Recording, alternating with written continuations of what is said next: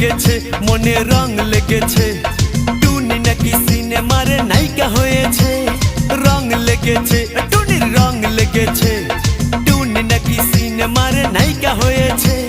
সেই ছবিতে নায়ক নাকি থাকবে সাকিব খান